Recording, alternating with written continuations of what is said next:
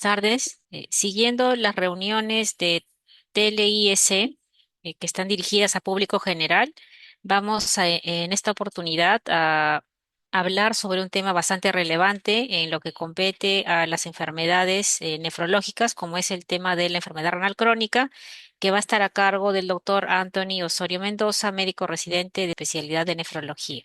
Muchas gracias, doctora. Buenas tardes.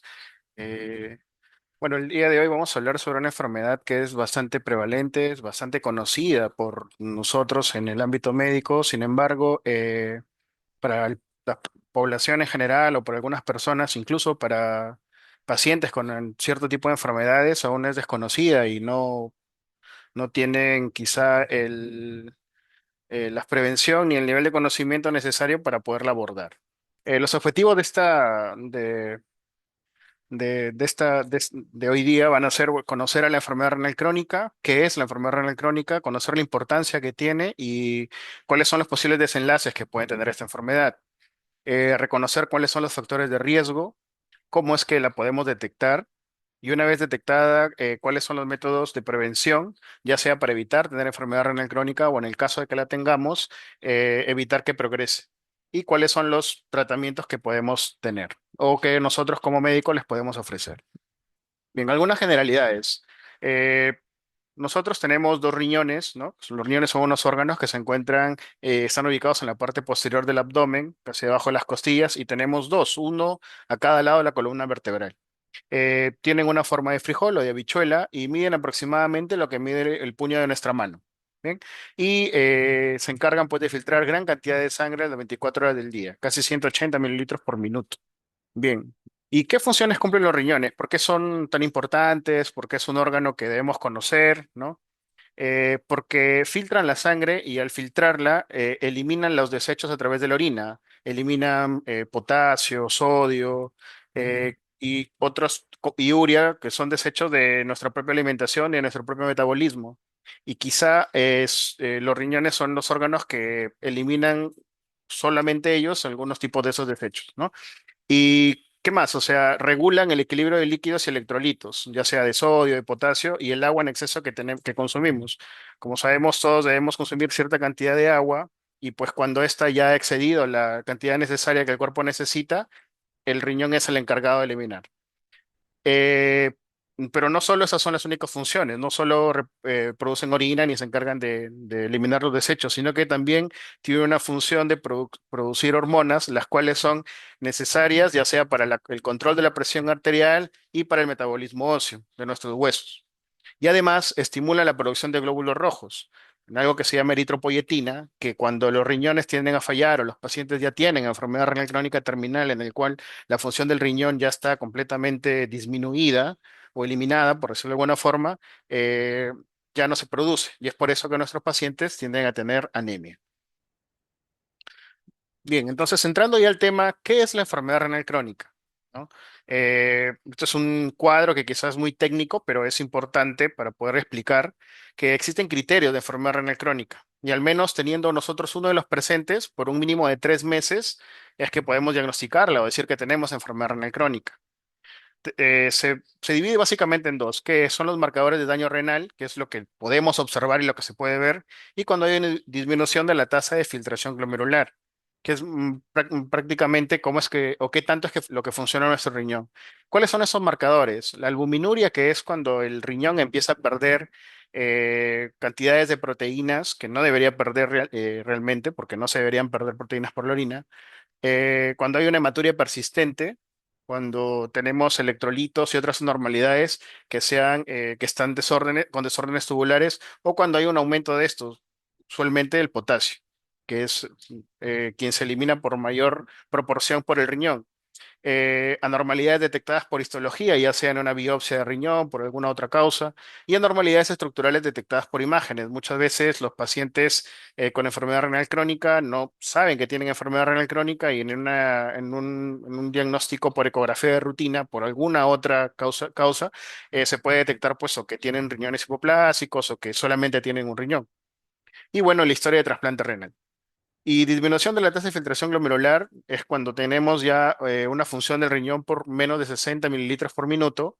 Y desde ahí empezamos con las categorías de G3A y G5, que ya las voy a explicar posteriormente.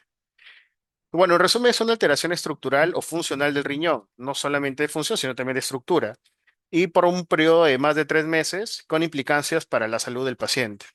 Y es una enfermedad muy frecuente a nivel mundial, ¿no? Los datos de la OMS es que el 10% de la población de adultos, 1 de cada 10, tienen enfermedad renal crónica. Y lastimosamente muchos de ellos no saben que tienen esta enfermedad hasta cuando ya el desenlace o están en unos estadios muy tardíos.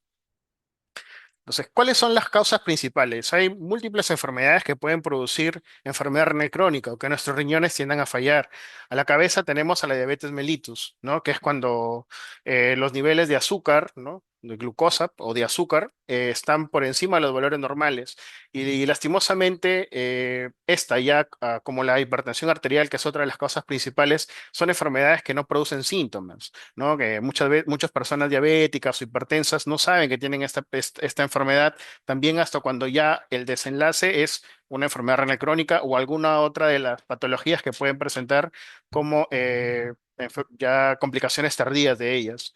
La enfermedad cardiovascular, ¿por qué? Porque corazón y riñón son dos órganos que están eh, íntimamente relacionados. Entonces, cuando uno de ellos falla el corazón, las repercusiones para el riñón también son fatales y es el riñón también el que empieza a fallar después. Así como que hay entidades en las cuales cuando el riñón empieza a fallar, también el corazón falla posteriormente. Y el uso de medicamentos, ¿no? Vivimos en una época en la cual es fácil poder ir a una farmacia y decirle pues a la persona que nos atiende, me duele cierta parte o tengo este problema, ¿no? Y muchas veces los medicamentos son recetados a diestra y siniestra y quizás sin tener una evaluación del paciente, sabiendo qué enfermedades tiene y cómo estos medicamentos pueden generarle alguna complicación. Y justamente pues aquí he puesto el ibuprofeno, que es uno de los fármacos que se llaman AINES, ¿no? Son antiinflamatorios no esteroideos que prácticamente los usamos a cada momento, ¿no? Si tenemos un dolor de espalda, ya usamos ibuprofeno, usamos diclofenaco o algún otro fármaco por cualquier otra causa que pueda generar daño en nuestro riñón si se usa de una manera no controlada. Entonces, podemos ver que no solo el tener una enfermedad puede generar que nuestro riñón empiece a fallar, sino a veces por las propias decisiones que tomemos o de algunos medicamentos que podamos consumir, pueden generar que nuestro riñón empiece a fallar y otros, porque no son estas son las causas principales quizá, pero hay múltiples causas que pueden generar, como infecciones virales o infecciones, las propias infecciones bacterianas, tener quizá infecciones urinarias a repetición y no tratarlas adecuadamente, pueden generar que nuestro riñón empiece a fallar hasta que falle hasta un grado en el cual ya no haya más que hacer. O enfermedades autoinmunes como a la cabeza, pues el lupus eritematoso sistémico, que son enfermedades que tienden también a generar daño en el riñón hasta etapas terminales. Y enfermedades genéticas, ¿no? Como pacientes que ya, niños que nacen con alguna enfermedad que predispone a que su riñón empiece a fallar quizá en los primeros años de su vida, ¿no? Entonces, son muchas las causas que pueden generar enfermedad renal crónica y es importante que nosotros tengamos un conocimiento al menos básico sobre esto porque muchas veces, como vamos a hablar, no se saben cuáles son los síntomas y nos damos cuenta cuando ya es muy tarde. Bien. Entonces, ¿qué molestias se pueden identificar? ¿Cómo sé yo que tengo enfermedad renal crónica? ¿Qué puedo hacer? ¿No? Lo que todos nos preguntaríamos. Lo que debemos entender es que es una enfermedad asintomática, no presenta síntomas en los primeros estadios o al principio, ¿no? Como podemos ver acá en esta línea, tenemos un riñón sano, y bueno, prácticamente nadie se da cuenta que tiene o que ya empezó una enfermedad renal crónica, ¿no? El paciente suele sentirse normal, no tiene ningún problema y está tranquilo. Y la progresión es lenta, usualmente la progresión es lenta, ninguno o pocos síntomas al inicio. Podemos tener aquí un riñón sano, ¿no? O aparentemente sano, en el cual el paciente ya empieza a perder proteínas en la orina, ¿no? No se da cuenta o no se percata, esto sigue, ¿no? El daño es lento y progresivo, y cuando ya pasan los 3 meses es cuando tenemos enfermedad renal crónica, ¿no? Por decir, una presión arterial difícil de controlar, un paciente diabético que no controla sus glicemias, van dañando nuestro riñón, van dañando sus estructuras, que es el glomérulo principalmente, y es ahí pues donde nuestro riñón, que es nuestro filtro, que se encarga de filtrar o de limpiar nuestra sangre, falla, ¿no? Hasta cuando ya pues tenemos enfermedad renal crónica y ya en etapas avanzadas o terminales hay retención de líquidos, empiezan los cansancios, ¿no? Entonces, esto es como un iceberg, ¿no? Está lo que no vemos, está tranquilo, ¿no? Y lo que vemos es pues ya cuando el paciente ya está en etapas terminales y quizá poco se puede hacer, ¿no? Muchas personas no se dan cuenta hasta que el daño ya es más avanzado. Entonces, ya que es una enfermedad sintomática que no me voy a percatar, ¿cómo se detecta? ¿Qué es lo que tengo que hacer? Bueno, realmente lo que debemos hacer es un estudio rutinario, ¿no? Deberíamos pasar por lo menos un año con un médico para que nos pueda atender, nos pueda evaluar. Y con dos exámenes que son simples, que no son caros, que es de una forma sencilla, es con un examen de sangre y un examen de orina. Y en el examen de sangre lo que básicamente necesitamos es valores de creatinina. Con esto vamos a obtener nuestra tasa de filtración glomerular, que prácticamente es qué tanto está funcionando nuestro riñón, qué tanto filtra nuestro riñón. Entonces, si tenemos una tasa de más de 90, podemos decir pues que estamos normal. De 60 a 80, de menos de 90 hasta 60, bueno, hay que tener mayor cuidado, ya menos de 60 es peligro porque es cuando ya la enfermedad renal crónica está en estadios que empiezan a ser avanzados y pues quizá eh, la progresión de esta enfermedad se hace más difícil, evitar que esto progrese es más difícil, ¿no? Entonces se detecta con exámenes, no con síntomas, porque cuando ya tenemos los síntomas es cuando ya estamos en una etapa terminal. Entonces, este es un cuadro que quizás sea confuso, no podamos, digamos, bueno, pero acá hay letras, no entendemos qué es. Esto es un cuadro que nos sirve a nosotros como médicos para poder detectar el riesgo de progresión y de mortalidad de los pacientes. Entonces, vemos que hay colores, ¿no? Cuando tenemos un color verde, color amarillo, que es básicamente lo que he presentado anteriormente, y ya un color rojo en el cual hay que tener mayor cuidado. Entonces, no solamente son los valores de creatinina los que vamos a evaluar, sino también son en nuestro examen de orina qué tanto son las pérdidas de proteínas que nosotros podemos tener. Y de acuerdo a esto, vamos a tener pues los riesgos en los cuales podemos estar. Por decir, puede ser que nuestra función renal todavía esté pues en 45, 50, pero si ya empezamos a tener proteinuria y la cantidad de proteína que pierde el riñón es mayor, el riesgo es mayor. Entonces, es por eso que son básicamente estos dos exámenes los que nos van a ayudar a detectarla y sobre todo ver dónde estamos y en qué estadio. Bien, ok. ¿Y cuáles son las etapas de esta enfermedad renal crónica? Que son las que he presentado anteriormente. Entonces, lo hemos tratado de poner con colores, ¿no? Normal, ¿qué debemos hacer? Despistaje de nuestra función renal, ver cómo está nuestra función renal de acuerdo para poder detectar si tenemos o no enfermedad renal crónica. Y esto por lo menos debería ser anual. Cuando ya empezamos a tener proteinuria o nuestra creatinina empieza a subir, ya empieza a aumentar nuestro riesgo, ¿no? Entonces, ¿qué debemos hacer? Prácticamente maniobras para intentar reducir reducción del riesgo de enfermedad renal crónica y reducir la progresión de la enfermedad. Ya cuando vamos avanzando, hay un daño renal, lo que debemos hacer es diagnóstico y tratamiento oportuno y estimar la progresión, ver cuáles son eh, los factores que tienen estos pacientes para que progrese su enfermedad. Y ahí es donde debemos actuar. Controlar la presión arterial, controlar los niveles de glicemia, controlar los niveles de proteinuria. Y cuando ya hay mayor disminución de la tasa de filtración glomerular, estimar también la progresión y tratar las complicaciones sobre todo. Bien, y ya pues cuando eh, muchos pacientes llegan pues ya en estadios muy tardíos o pacientes que se han controlados, peso el control a veces ya pasa hasta las etapas terminales, viene la falla renal, en la cual ya el paciente debe entrar a una preparación para terapia de reemplazo renal que es la terapia que se le puede ofrecer a estos pacientes, ¿no? Y bueno, posteriormente, pues lastimosamente la muerte, en el caso de que no se reciba tratamiento o que el tratamiento ya sea demasiado tarde. Entonces, ¿qué pasa cuando ya nos diagnostican enfermedad renal crónica? ¿Qué es lo que debo de hacer? Bueno, prácticamente proteger nuestros riñones, usar nuestra medicación que si debemos usar, evitar consumir medicaciones que no se deben hacer, hacernos exámenes rutinariamente y mejorar nuestro estilo de vida, ¿no? Básicamente nuestra dieta. Entonces, hay dos tipos de prevención. Una es la prevención no farmacológica y prevención farmacológica. ¿Y en qué se basa la no farmacológica? Pues básicamente la evaluación médica por lo menos un año, ¿no? El nefrólogo no necesariamente nos debe evaluar un nefrólogo, nos puede ver médico general, quizá el médico de nuestra posta, de nuestro centro de salud, y hacernos básicamente esos dos exámenes, un examen de sangre para valorar cuánto es nuestro nivel de creatinina y un examen de orina para ver si estamos perdiendo proteínas. Y esto es importante, ¿por qué? Porque si no tenemos enfermedad renal crónica o nuestro valor de creatinina en algún examen salió normal, igual deberíamos ir por lo menos una vez al año para saber cómo está nuestro valor de creatinina.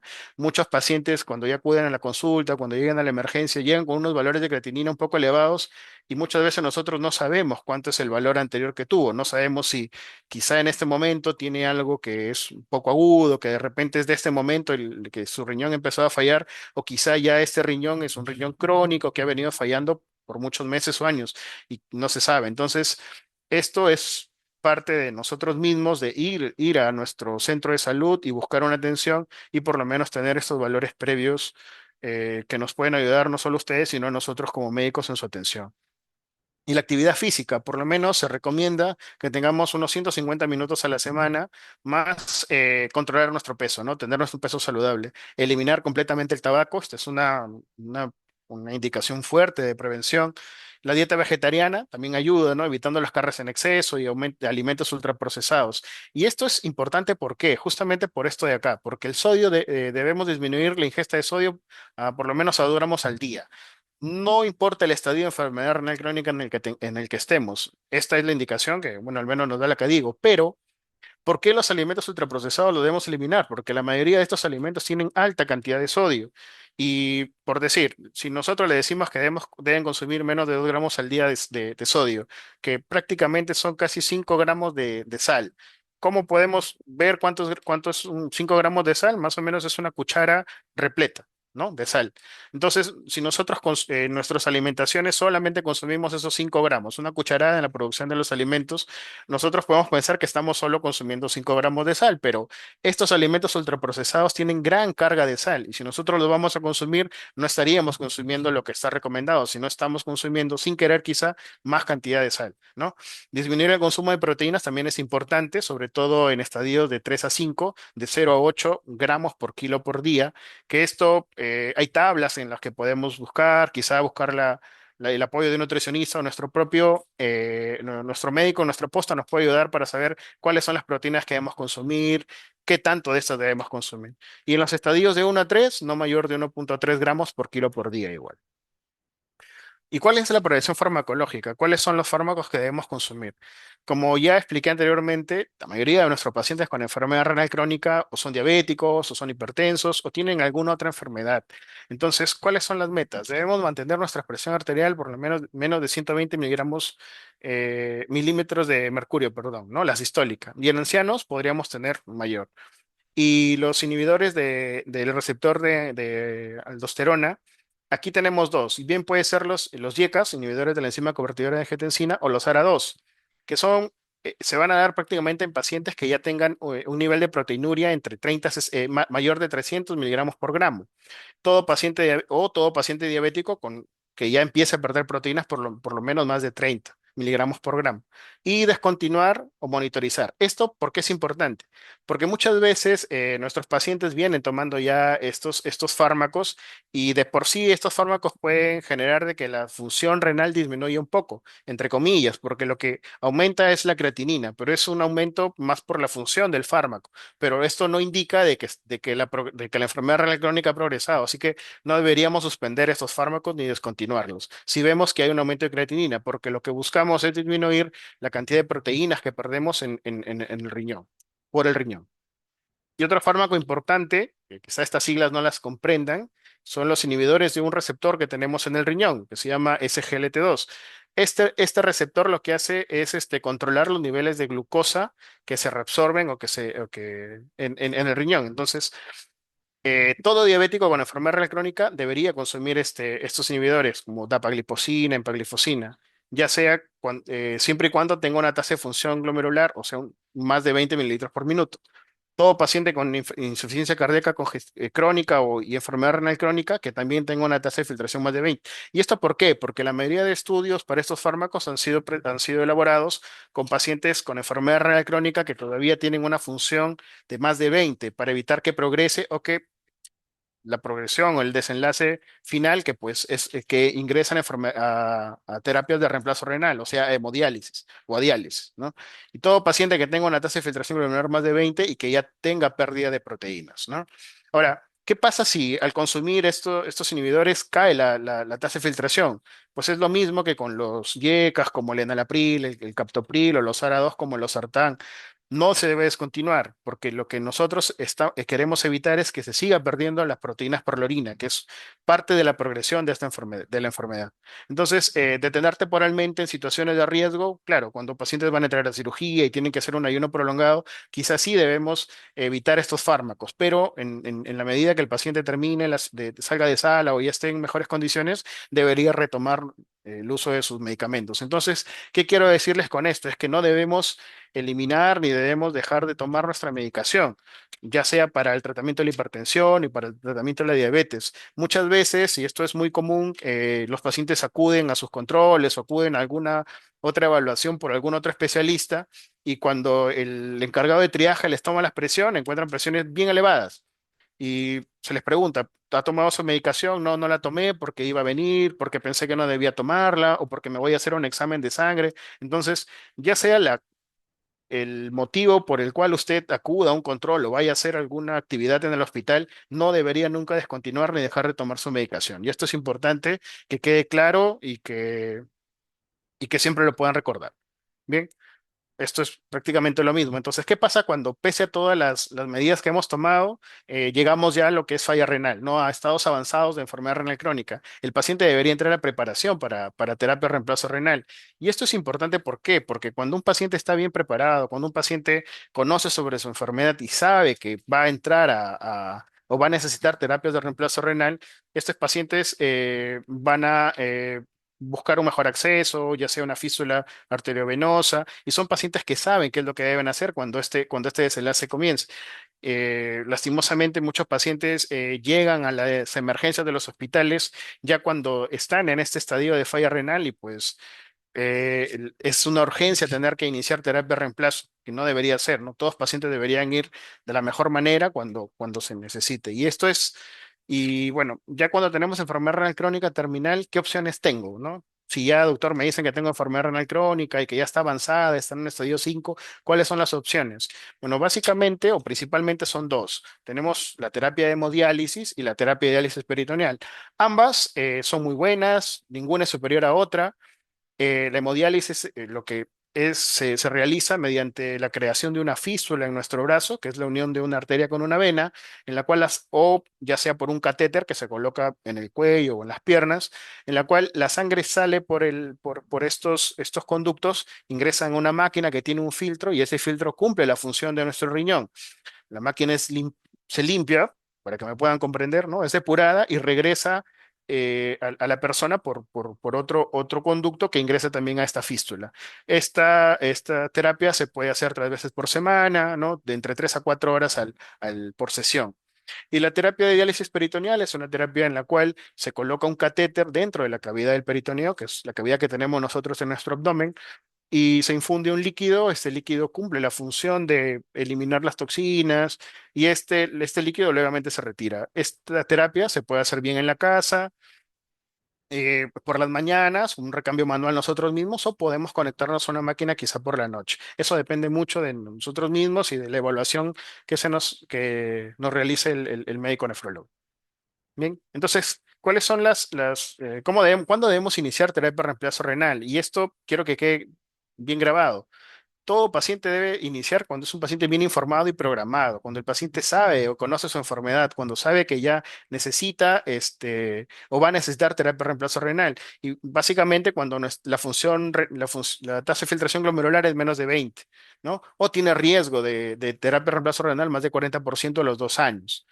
Y existen diversas indicaciones, con tasa de filtración entre 5, entre 10.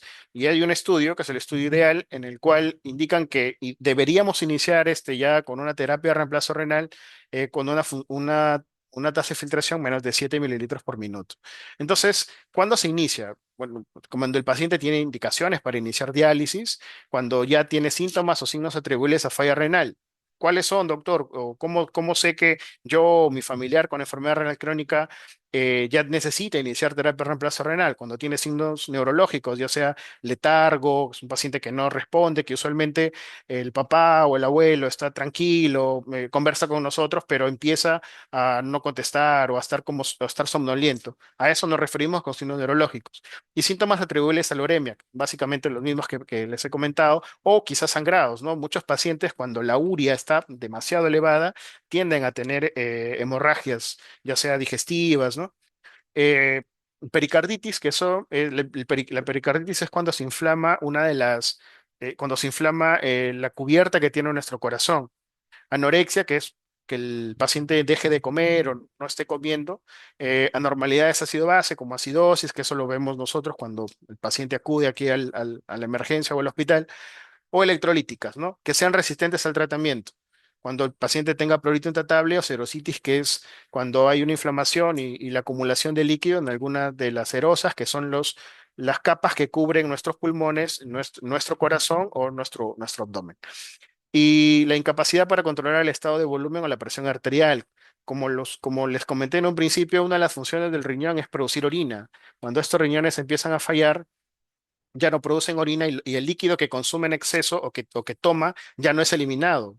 Entonces ese exceso se empieza a acumular en el cuerpo y esto genera que el paciente esté edematoso, o sea, que en las piernas usualmente se acumule líquido y este exceso de volumen también va a generar que la presión arterial esté usualmente aumentada y que no se pueda controlar pese a que se le dé los fármacos antihipertensivos. Bien, o deterioro progresivo del estado nutricional, ya sea refractario a intervenciones dietéticas o deterioro cognitivo. Entonces, estas son las indicaciones con las cuales nosotros ya indicamos pues que el paciente necesita iniciar terapia de reemplazo renal.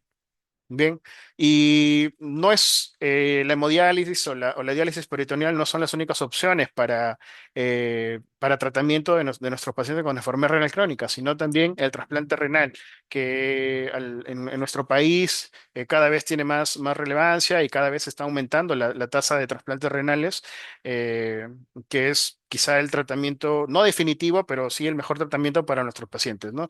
Ya que ya no van a ir a hemodiálisis ni van a necesitar terapia de reemplazo renal, sino es que este riñón que es trasplantado o donado de algún familiar va a cumplir la función como todo riñón y ya pues el paciente va a poder vivir tranquilo por muchos años. Bien, y ahora, esas son todas las opciones de tratamiento.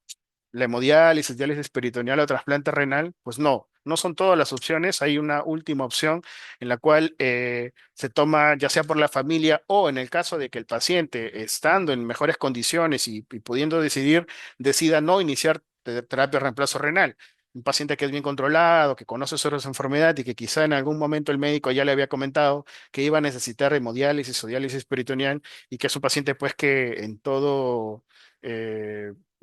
estando consciente ha decidido no iniciar, ¿no? O en el caso pues que la familia al conversar con el médico y se les presente el caso y se les diga que puede iniciar ya sea con diálisis peritoneal o con hemodiálisis, que ellos opten porque no dialice, también es una opción.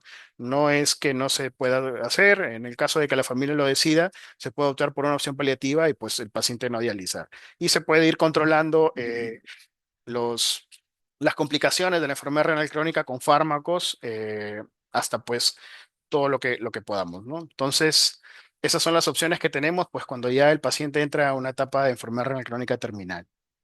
Y bueno, ya para terminar la exposición y como algunas conclusiones, la enfermedad renal crónica es una enfermedad muy frecuente, ¿no? Repito, 1 de cada 10 adultos a nivel mundial tienen enfermedad renal crónica y es silenciosa porque no tienen enfermedad, no tienen síntomas, ¿no? La mayoría de pacientes no sabe que tiene enfermedad hasta cuando lastimosamente esta enfermedad ya está en estadios avanzados. La diabetes y la hipertensión arterial son las principales entidades que generan o causas de esta enfermedad y el diagnóstico se realiza mediante dos exámenes simples, es un examen de orina y un examen de sangre. Y la enfermedad renal crónica puede prevenirse, puede detectarse y tratarse a tiempo, ¿no? Para evitar que la progresión hasta una etapa terminal a necesitar hemodiálisis o diálisis peritoneal eh, eh, se pueda alargar lo más que se pueda, ¿no? Y bueno, como final, perdón, es necesario conocerla, ¿no? Porque esto salva el riñón y salva vidas. Eso es lo que quería presentarles y muchas gracias.